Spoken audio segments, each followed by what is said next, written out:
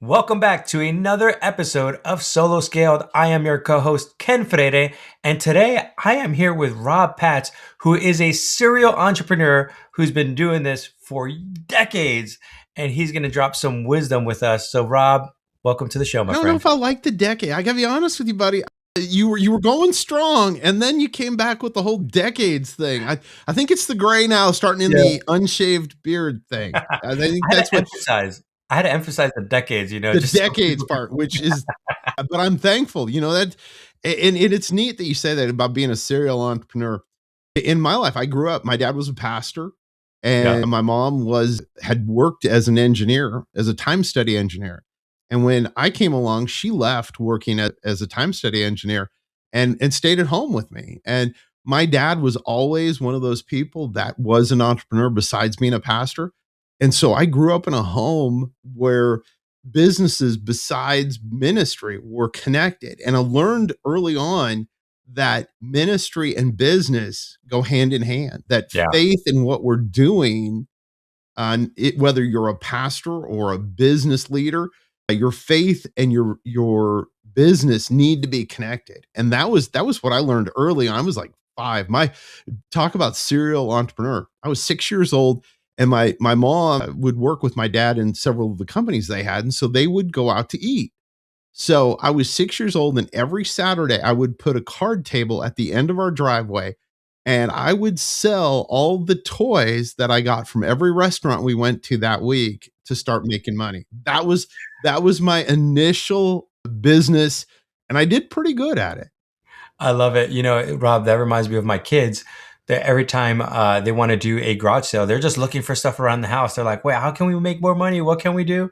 Because they see that Daddy works from home and Daddy makes money and Daddy does businesses and we have real estate and different things. And they're like, "I want to be able to learn how to do that." So I'm like constantly coaching them. I'm like, "This is how you sell. This is how you negotiate with people." Like especially in the garage sale, I'm like, "This is how you negotiate the price." They're like, I have to do that in front of them right now. I'm like, yeah. I mean, they could hear the conversation, Yeah. like, so I'm like, they know it's a 7-year-old trying to learn how to sell at a garage sale. But this is not about my kids. This is about you, Rob. So Well, no, I love that though, because that's a cool story. Because I'll tell you this, I love that you're teaching them. So in first grade, I was asked to draw a picture for Halloween, and I made a picture, and the teacher got such a laugh. She called my mom. It had the hours of operation besides the pumpkin. It had the hours of operation for one of our dry cleaners on it, and that's what I did. that's awesome. That's awesome. Okay. So that was way back when you were Mhm. younger. Let's talk about today. What is it that you're doing today? So as we get into this conversation, people could have some context of what you do. Well, I've been very blessed to spend the last 25 years working in television and radio, and working with ministries, a lot of ministries, helping them get to television, to national TV. Our company helps create the content for them, helps them with fundraising, helps them in those areas. And so that was kind of the I left working in radio. I'd worked in Christian radio for a while and left that to launch my own company because I really saw it being something that was important, that there was a need for this. And so started by myself in my in a room by myself, just a very small office. I mean, like, it's so small you could touch the walls. And God just really has blessed us, and I think He's blessed me in a lot of different ways because of it's important to be authentic. It's important to in business, and I'm sure a lot of people that are listening to this are probably entrepreneurs, I would guess, and they're dealing with the everyday grind. And at that same time, I want to tell you this. This is the one thing I learned early on: is be authentic with the people that work with you. Is to be If you don't know the answer, don't make it up. I have a couple fail stories I could tell you about making up the answer to something I really didn't know, because I didn't want you deal with that pressure of wanting to sound like you know it all, and you don't. It's okay if you're early on in something. It is perfectly fine to say, I don't know that answer, but I can find out for you.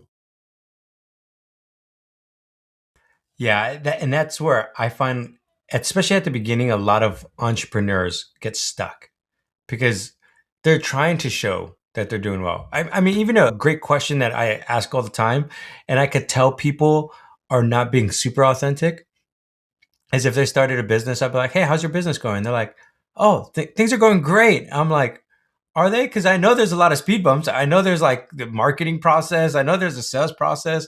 Like, the people who are doing great because they'll throw out dollar amounts. They're like, "Oh my gosh, I made a $50,000 deal, or I made 100." Like they're ecstatic when there are on the struggle bus.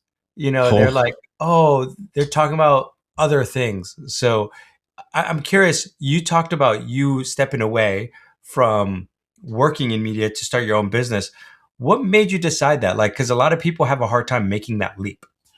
it, for me, I think it was in, and it's something I've never, you're going to get the exclusive because it's the first time I've ever talked about this because I usually give a very pat answer here, but I'm going to get raw with you for a second. I'm going to tell you Oh, the I love truth. it. Appreciate it. And the people that I'd worked for in radio were fantastic people. I'm still friends with them today, but it had gotten to a point where I went, I can do what I want to do and make a living at it. And I don't need to have somebody else tell me what to do. And I think being an only child, I grew up being very independent, and that was a tough move then because I grew up that way and always having to and I'm not saying because we all answer to somebody. I don't care how big your company is, there is always somebody. Just ladies and gentlemen, if you're solo right now and you're going, yeah, I can't wait. No, I'm not gonna have to ever answer to anybody.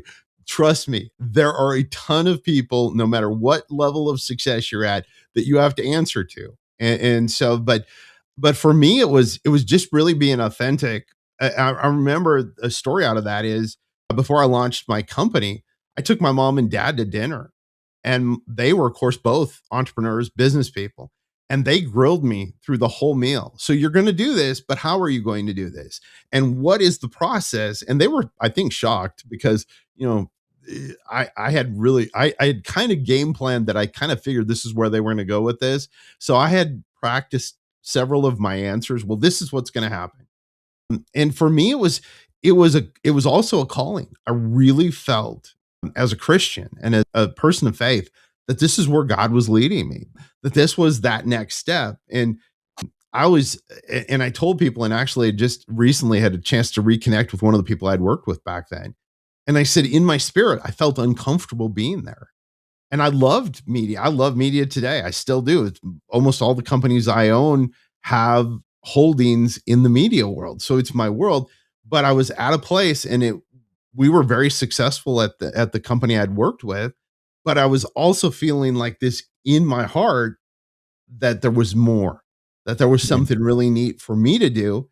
And that was kind of where we went. I went, okay, God, I'm going to take this and move forward. And I'll tell you this: if you're thinking about this, you're watching or listening to this, and you're thinking of taking that step, find about 4 or 5 people besides your pastor and get them praying with you about it. Because seriously, this is and you'll agree with me. When you step out on that edge by yourself, you're like, oh, it's a long way down without any net. Oh yeah, I use the analogy of the roller coaster. I'm like, this is one of the craziest roller coasters of faith that you're gonna go through. Because one moment you're high, you're excited, you're like, this is awesome, and then when you go down, you're going down fast, and you're like, Lord, where's that W-2? I will tell you this, and it is a very raw story, and I've been very blessed. But one of the companies I own was getting ready to lose a contract, and it was a significant contract that was going to affect not only me, but people that worked for me.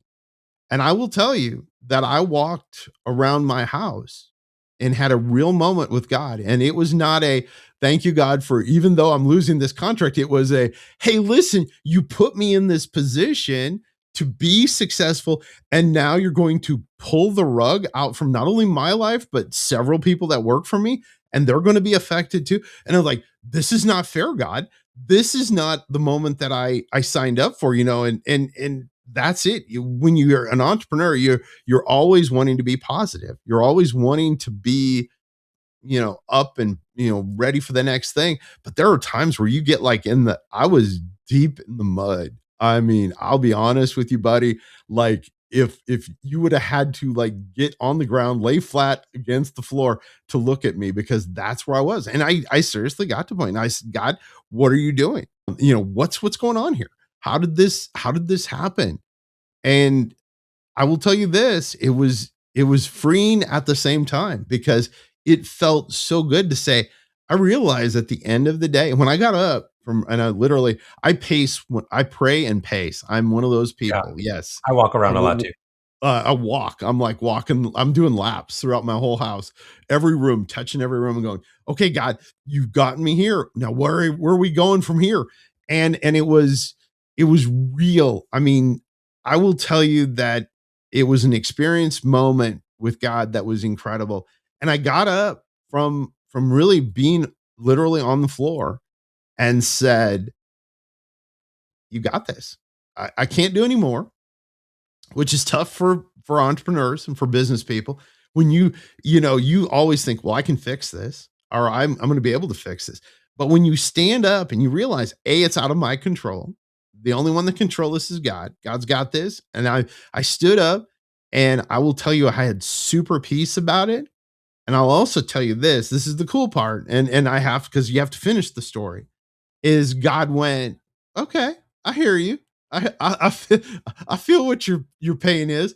Next morning, that contract, the company emailed us back and said, listen, we reconsidered, because they'd just given us the notice that morning. I mean, this was Oh man. literally the same day. And I was serious about it. And they literally the next morning emailed me back and said, we thought about this. We reconsidered. We just felt in our spirit that we as a company were praying, and have decided that we're going to keep you on for at least another year, possibly longer. They're talking 5 now. Since that happened, that was 2 months ago. And literally, it was not one of my highlights. I will tell you, I was on the floor crying, because when you have a business, when you're an entrepreneur, when you're it's your it's a part of who you are. A part of your life is that. And I think the struggle for me was, and this, I'm very candid about this, is there was a little bit of pride there. There was, there's just a little bit of pride that, hey, did this, how did I mess this up? Or what did we do not to deliver? And if it Yeah. was my fault, then God, I'm sorry, but really save this. Yeah. And it's fascinating. Again, we're talking, it's crazy how we got into this place in the conversation, but the reality of one, when it comes to your faith and entrepreneurship so intertwined, the reality is we're going to have those moments where things just feel so hard that you're like, God, what are we doing here? I like, you said you want us to get out of the comfort zone, not in the drowning zone. And I feel like I'm so, uh, but Rob, for you, man, you're kind of, I don't want to say used to it, but you're like, okay, you have the trust that God is a good God. God is a faithful God. God is a loving God. He's got you. He's working in you, right? Like right now, you were talking about the pride. He's working that pride out of you. Walk us through now, like, because you know the character and nature of God, He's using you. How has He used you to grow your business? Like, what would have been the biggest things to say, man, I'm talking to what I call an expert led business owner, a coach, consultant, service provider, and they're like, I need help. I want to grow this. I want to have the time freedom, the financial freedom. I want to take my company from 6 figures to 7 figures. I want to, like, they have all these aspirations, but they're stuck. What have been some good strategies that you've used To get unstuck, kind of thing, or just to be in life. Here's what I'll tell to you. grow their business? To grow your business, and I'm gonna for some people, I gotta warn you right now, they're gonna turn you off. I'm sorry, this is gonna happen though, but this is a God thing, and it worked for me. So about 15, 16 years, it was 16 years ago right now. I was in a hotel and in Memphis, Tennessee, and I was going to speak at an event. And we were doing good. We were my company at that time was doing really great. But being an entrepreneur, being somebody that's very ultra competitive, I was like, God, I want more. I want to do more. And God said, that's great. And when we had a great conversation, because when I talk to God, it's not just like one way. It's not just, we have a complete on conversation. And I was like, yeah, but I want more. I want to do these things. And he said, start sowing. start sowing in, not money, doesn't have to be money. See, you almost turned it off, but I wasn't saying money. But I want to sow into other people. So I started sowing into like other businesses. Like I would call them up and say, hey, listen, I want to help you. How can I help your business? What can I do for you to make your life easier? And I will tell you this, when I started doing that, I started creating a network of people, of people that were like, went, that guy's a cool dude. I mean, he did this for us. There was no money involved. And I would always make it clear. I'd pick up the phone and I'd call somebody. I'd say, hey, listen, I want to do this. I'm not charging you anything for this. And I believed, and I started saying, I want to sow seeds into what you're doing, because here's the reality in life. We're going to live so long there. There's only so many years we're going to live, but what seeds that we can sow with the business that God has given us to create wealth for other people. And there's a naughty word that a lot of Christians don't like, but wealth is a real thing. But what the wealth that he's given us and the opportunities given us, and I look at wealth in a lot of ways. I don't just look at wealth as money. I look at wealth as expertise. Like if I can use the wealth I have of saying, hey, listen, I want to help you with how you do marketing. I want to help you create that next level. How do you go from 6 to 7? Or how do you do this? Sometimes it's taking a step back and saying, okay, I believe in this. I want to help somebody else grow. And I'll tell you the story about this. It was about 2 years into me starting to do this. I called this guy who I didn't really know. And I said, hey, listen, I want to do something for you. What can I sow into what you're doing? And he starts laughing. He says, I've been praying that somebody would just called me. We talked on the phone, and I helped him with this one little problem he was having with marketing. And we became great friends. His company doubled in sales the next year because of the one little thing that, and I hate to call them tricks, but there's marketing tricks that you can do that'll help your company grow. And he sent me 5 clients that next year that were more than what he doubled his company. And it was because he went, hey, this guy's a good dude. This is where you want to go. So if you're, whatever it is you're doing, is, and it doesn't have to be to another business person, but so into your community. I'm a wholehearted believer, as Christians, we need to be active in our community. But those are places that I look at, and I tell my staff that, hey, listen, if we see something, and it's funny because one of my VPs will call and go, hey, listen, there's this company. I love what they're doing. They can't afford to use us. Can we give them this for free? So it becomes a reset in the company mindset that not everything that we do has to, first of all, relate to money. It relates to the people that we're working with, and the money always comes. And a friend of mine told me this is, don't chase the money, chase your dreams, and the money will come. And that right there is the counterintuitive part where people are like, "Oh my gosh, you just gave away your stuff for free. You're giving away time and resources." And sometimes in a company, it's one thing if you're giving your time, right? You're like, "Oh, this is my personal time." But when you start putting like your employees' time, you're like, "I'm paying them to either bring in money or fulfill, product fulfillment." Now it's like, no, they're going to go do that for free. I love how you're saying that, because you are walking the walk of, I'm sowing seeds. I'm networking to bless people, not to be blessed. And when you're blessing those individuals, man, God is like, hey, God is rewarding you with spiritual blessings. But at the same time, there's reciprocity from people. They're like, man, Rob's a great guy. I want to do this. So for those who are listening to this, I want you to be mindful that you can be this same person. Don't have a scarcity mindset where all of a sudden you feel like, oh man, I got to hold this tight, or I got to not trust the Lord. Now, I do have a question for you, Rob. There are some entrepreneurs and some people who might be listening to this. They're like, I'm going to sow seeds. I'm sowing the whole Amazon rainforest, and they give everything for free all the time. At what point do they either shift or have the discernment to say, man, I need to start charging something because I got to feed my family?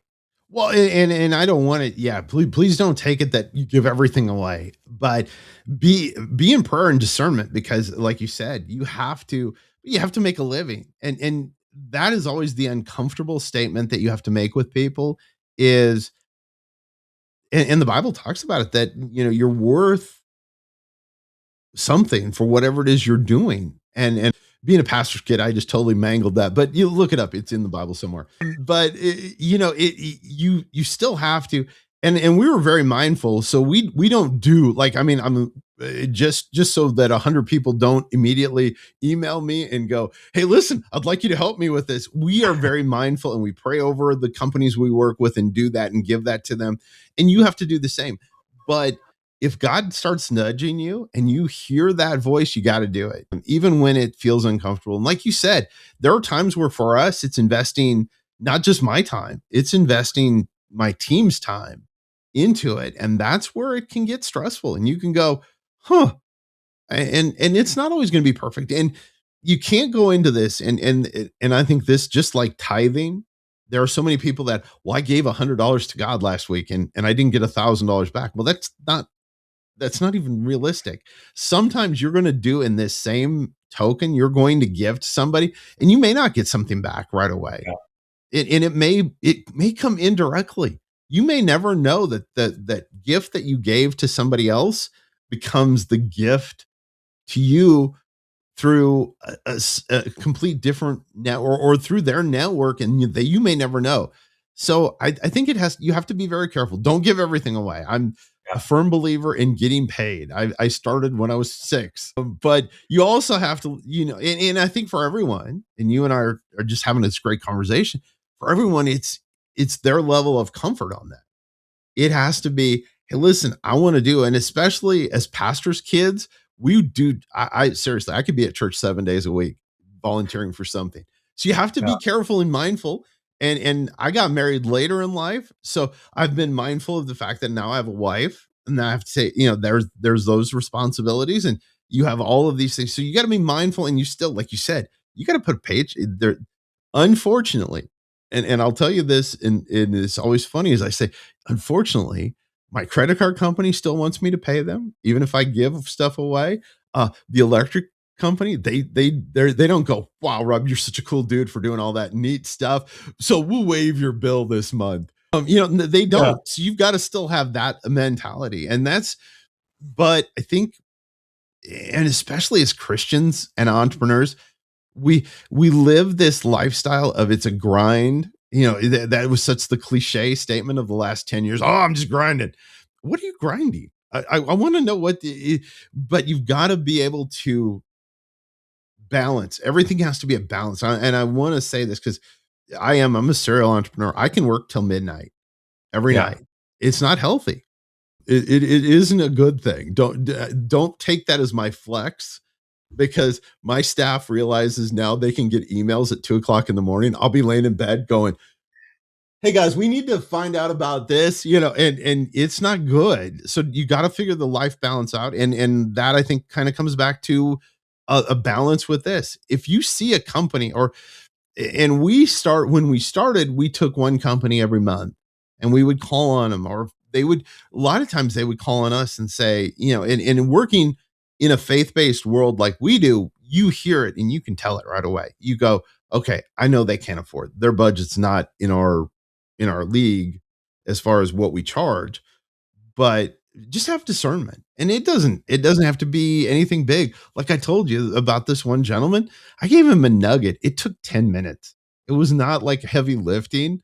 I went, if you do this with your which social media was a lot younger in 2011.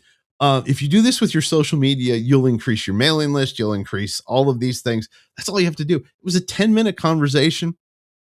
We literally did it.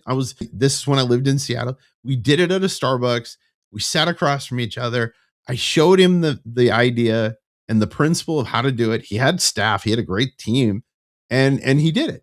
And he accomplished it. And I'll tell you this, last time I saw him, he was with his wife. We were at a grocery store, and he bragged to his wife that we doubled his business in a year with that one little trick. So it doesn't have to be like, I don't want you to sign up for like 20 hours of fractional CEO for some company for free. Don't do that.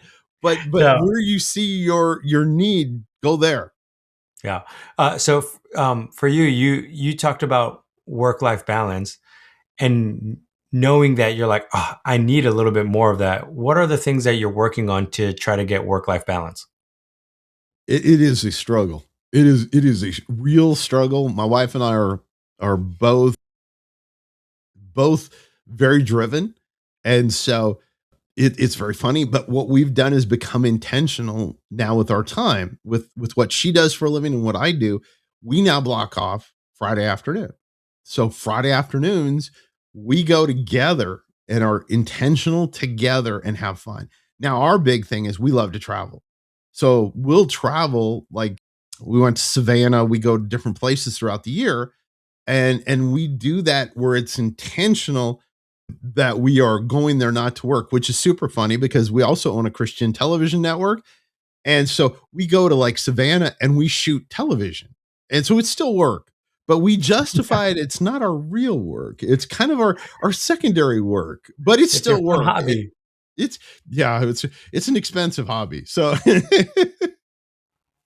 yeah, Oh, it's that's you have to be intentional, especially if you're married, because you can't lose focus. It's great. Every company, and I'll tell you, like he said, I'm a serial entrepreneur. I was thinking it when you said that, I've probably owned 27, 28 companies at different times in my life that I've flipped and sold and, rebooted. But you have to also realize that something much more, there are two things that I find much more valuable: my walk and my time with God and my wife. And it is in that order. You've got to, if you as a Christian and an entrepreneur, you are going to feel more attacked. You're going to feel it strips you of everything. If you do not have good self esteem, you better start praying now because you're going to get hit in the face like almost every week. And the nose hurt. I'll tell you that the nose still hurt. I'm like, and you're like, you get to a point where you're like, that no, you think it's a yes. And now I've stopped doing this. I used to tell my wife, in the bag. I don't in the bag anymore because it's not, because they'll come back the next week and go no, and you're like, how could that be a no? That was so good. It was like in the energy in the room was amazing. And you got it, but you have to really understand that business is tough. It will make you stronger. Now, and I'll tell you this, for me, my journey as an entrepreneur has made me stronger in my faith. And people usually say it's the other way around, but I'll tell you this, it's true that I have seen God move so much in my business that how can I doubt what he's done? How, mm. in everything, because his hand is upon it. And I'll tell you this, because people go, well, that's easy when you're successful. Yeah, God's hand. No, when I've really seen God's hand is when we were going, we got to pay the power bill. We've got insurance for the building. We have this happening. That's when God really showed up. It wasn't when it was successful or when things were successful. It was when we were in the In the nitty red. gritty part Yeah. of the business. That's when he was there. And when you knew it was nothing you could do. I don't care how smart you think you are. I don't care how clever your plan is. If you have the $1 million pitch deck, none of those things matter. It is the true hand of God upon what you're doing, because I am not that smart. I will tell you, you can ask any of my teachers during school. It was like, he has abilities and talents, but he just really doesn't pay attention. I don't. And it's funny that My happens, but teacher told me I'd be too busy talking.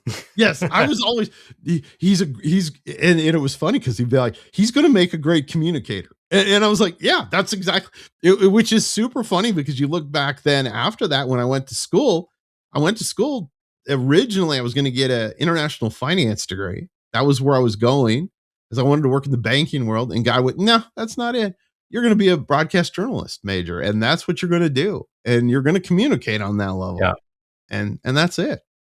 And it's fascinating how God has used you, Rob, in so many different ways. And the one thing I want people to take away from all those stories before we wrap up and do the Fast Five here is how you thought you were going to go one direction, but there's been a through line throughout this whole conversation I don't want people to miss, is that you have been trying to be as obedient as possible to the audience of one. Earlier you were like, we all have an audience. We all have someone that we report to. And for Christians, we report to God. We're submissive under God. And I think about that for you and just like, you have been so submissive under him and saying, God, what is it that you want me to do next? You want me to do this? You want me to discern, should I give money to this person? You want me to discern if I should sow into this business? What is it that you want me to do? And for many of you who are listening to this, sometimes you just need to stop, slow down, ask the Holy Spirit, and just be obedient. Like, it could be that simple, but simplicity is also really difficult, is what I'm hearing you say. Oh, that it is so difficult to slow down. And I think especially like when I started, I'm gonna be really honest with you. When I started, I worked so hard because I wanted this to succeed. And it was and there were times, and my mom, who was a very successful entrepreneur herself, she took me to lunch about 3 years into my company. So I was in my mid-20s, late to mid-20s. And she sat me down and she said, "Rob, you got to stop focusing on the success part and focusing on the God part." And I went, "Huh?" And she said, "What does God want you to do? When you're doing this, are you praying that God gives you direction? And then when you're praying that, are you listening? And when you're, because it's always easy to say, God bless my business, God grow my business, but are you listening to what he's saying to grow your business?" And so that was the simple. It is hard for me to slow down. And I'll be very honest with you. I am still in that's a hard place. My wife will laugh. We'll be out to dinner and all of a sudden she'll see me peeking at the email on my phone and she'll go, you can't stop. And I'm like, I can't stop, man. There's a possibility.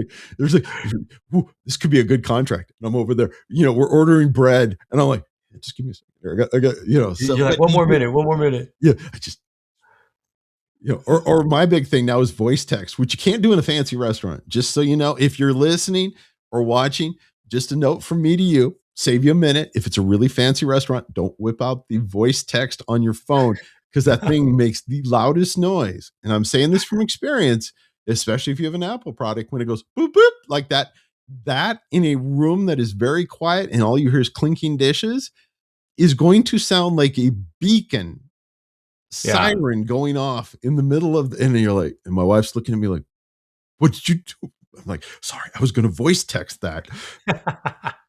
Well, Rob, you and I think could talk for hours on business and scaling and listening to the Holy Spirit. But I want to transition to our Fast Five. As I told you right before the recording, I'm doing this expert-led business trend report, and I'm asking everyone this. And my goal is to interview 110 business owners, on what's working, what's not working for them. So here are the 5 questions that I want to ask you. Question number one, and quick answers, like 20 seconds. Right? What's something in your business you're experimenting with right now? We are currently working harder to develop our text sales. How Okay. when people get text messages, how are they opening them? Because it's still one of the great areas that you can market to. And so we're looking at trends in how people open our text messages. That's really it. Love it. Okay. Question number two. What part of your business feels the most influx, or like you're like, this is a weak area that I need to keep working on? Oh, that's a great question. For me, letting go. For me personally, letting go in business and letting my team, who are great people, run. I think for a business in general is really look. The thing that I want people to see more of is transparency.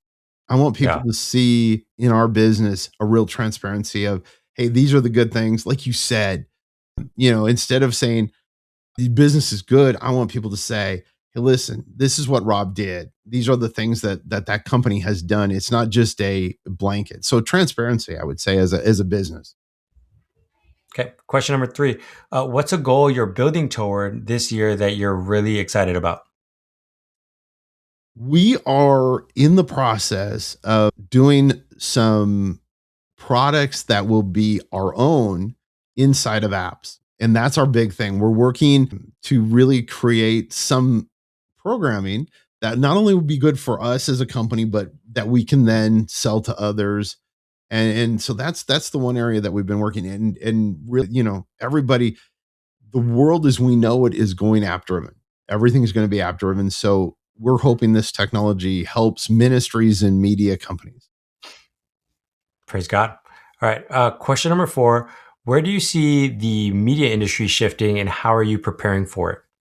It's shifting. It's dramatically shifting. Over the 25 years I've been a part of it, we are going to see more and more creators, more and more people starting their own thing, their own podcasts, their own television shows, their own radio shows, their own anything in that world. And what we're also seeing at the same time is the decrease in what we call, you know, old style television, which is terrestrial based TV. TV in general, cable, same thing. You're seeing the lowest numbers in history for cable television in the last 2 years. They have dramatically gone down. And what used to be considered bad numbers are now considered good numbers. And so Mm. you're going to see everyone have some, if it's a desire in your heart to create, to be a creator, you're going to have a time. And being a creator, they they and whoever they are, I don't know them. They say that in the next 5 years, more millionaires will be created by, creating podcasts and doing those things because the world is open to it. It's what we used to call on when I worked in radio was called on-demand audio. That's how old that was. It was a long time ago. Look that up, ladies and gentlemen, circa 2005. Yeah. Well, let me add this. I typically don't add this, but I think with the age of AI, it's going to exponentially grow the creator economy as Oh, well. Like, completely. and the ease of it. I mean, even for like our clients, what we do a lot of podcasting, and we talk about being AI driven podcasts. Something that used to take a team 2 weeks to do, we now could, from pre production to post production, get a podcast up in an hour and a half. Oh, completely. Yeah. You're You know, we used to per program that we worked on for television, it used to take 7 people. It now takes 2. yeah, that's incredible. That's incredible to think about. Okay, last question. What's the legacy that you want to leave behind? Oh, that's a great one. I love that question. What I really want, what I want people to say about me is that I was first and foremost a man of faith, a man who loved God so much that all the other stuff just kind of faded into the background. But 2, I want to leave the legacy of being a giver in business. So many people in business are takers. Very few people are givers. And I want to be known as a giver in business. And I want to be known as a good friend. I think that we have as a society forgotten what it's like to have a community. There's nothing more important in life than having a community of people that you can call on or that you can cut up with or that you can just be yourself with that kind of centers you and especially faith driven people like you and I. It's good to have that godly guy that you can call and say, "Hey, listen, I'm struggling with this. This is what's happening." Or even, "Hey, listen, this is what I've got coming up. How would you do this? And can you pray with me about this?" So those are the things I do. I want people not as much about the legacy of my media stuff that I've done, but I want them to be that I really had an amazing faith and that my faith drove what my business did. Amen. Amen. Thank you, Rob, so much for that. As people listen to this, what's the best way for them to connect with you? If they're like, man, I really appreciate what Rob does. And they might have a Christian company and they're like, I need someone to run media for me. What's the best way to contact you? Easiest way and the best way to get me is on LinkedIn. Just find me, Rob Patz, on LinkedIn. I'm there all the time. I live on there. That's where I was sending the voice text to. And I had a guy reach out to me, and I was like, I got to take care of this. Yes, this is an expensive dinner. Yeah, I was like, I was justifying. I was like, hey, listen, if this guy signs up for the first month, I pay him for this dinner and everybody else's dinner around here. So but no, the easiest way to get me is on LinkedIn. I check it every couple of minutes. This is probably the longest today. I have not checked my LinkedIn. So check, you can find me on LinkedIn. I'm always there. And that is the best way to get in touch with me. I love it. I love it. Rob, thank you so much for your years of wisdom from an entrepreneur who has been through all the stages and just ground us again on biblical truths of just like, hey, sometimes we got to listen, sometimes we got to be obedient, we got to be giving. Like it's almost like the foundations. So I appreciate that. I appreciate what you're doing. And for those of you who are listening, go reach out to Rob. It's Rob Patz, Patz, right? And you can find him on LinkedIn and Facebook. I'm pretty sure as a media company, you're all over the place. Go reach out to him. That stuff will be on the show notes. And then Abundant TV will be there as well. Awesome. Thank you, sir. This has been an honor. Yeah. Thank you, man. Thank you for being here. And for those of you who are listening, I hope you guys have a great day and God bless.